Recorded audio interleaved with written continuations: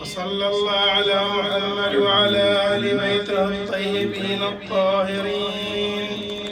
روي عن نقلة الأخبار أن اليوم الذي قتل فيه مسلم بن عقيل عليه السلام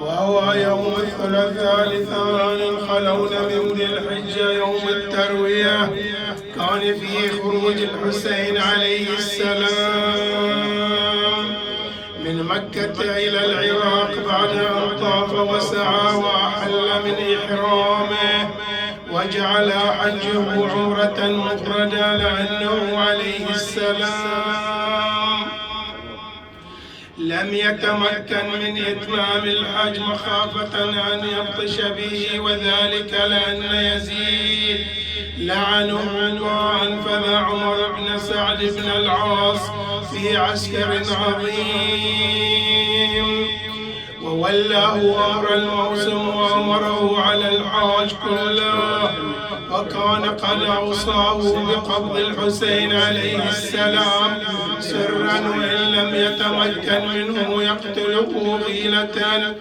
ثم أنه لعنه الله دس مع الحجاج في تلك السنة 30 رجلا من شياطين بني أمية لعنهم الله وأمرهم بقتل الحسين على كل حال.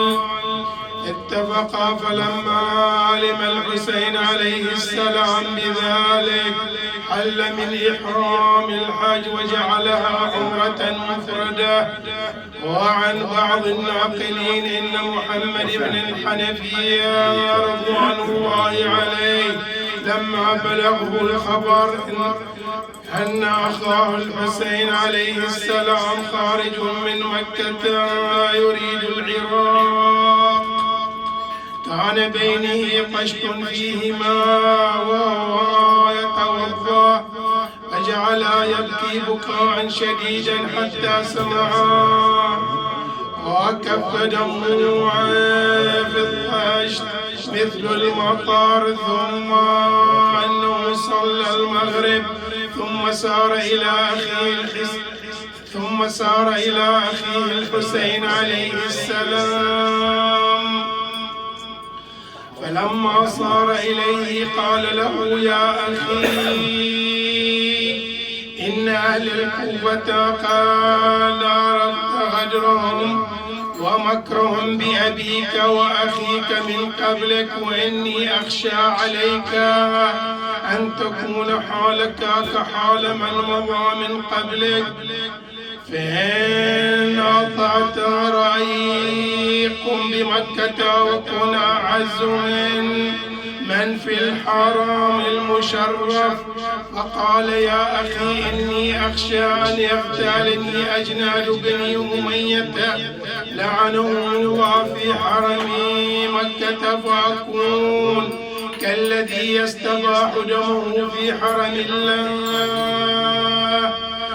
قال: يا أخي، فسر إلى اليمن فإنك أمنع الناس به. فقال الحسين سلام الله عليه: والله يا أخي، لو كنت في جحر هامة من هوام الأرض لاستخرجوني منه حتى يقتلوني. ثم قال: يا أخي، سأنظر فيما قلت. قال: فلما كان وقت السحر عزم الحسين عليه السلام على الرحيل إلى العراق، فجاءه أخوه محمد بن الحنفية وأخذا بزمام ناقته التي هو راكبها، وقال: يا أخي، ألم تعدني النظر فيما أشارت به عليك؟ فقال: بلى. قال: فما حداك على الخروج عاجلا؟ فقال: يا أخي، إن جدي رسول الله صلى الله عليه وآله أتاني بعدما فارقتك وأنا نائم، فضمني إلى صدري وقبل ما بين عيني وقال: يا حسين، يا قرة عيني، أخرج إلى العراق، إن الله عز وجل قشان يراك قتيلا مخضبا بدمائك. فبكى ابن الحنفية بكاء شديدا وقال له يا أخي إذا كان الحال هكذا فما معنى حملك هذه النسوة وأنت ماض إلى القتل؟ فقال يا أخي ظالمين تجول بناتك تسبى كالإماء حواسرا وسبطك ما بين العدات قتيل. بناتك تسبى كالإماء حواسران وسبطك ما بين العدات قتيل.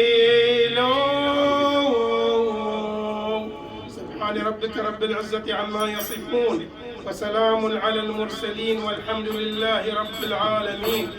والفاتحة إلى روح وضريح الحاج محمد وزوجتهم جاسم وأرواح المؤمنين والمؤمنات. الفاتحة تسبقها الصلوات على محمد وآل محمد بأعلى أصواتكم. اللهم صل على محمد.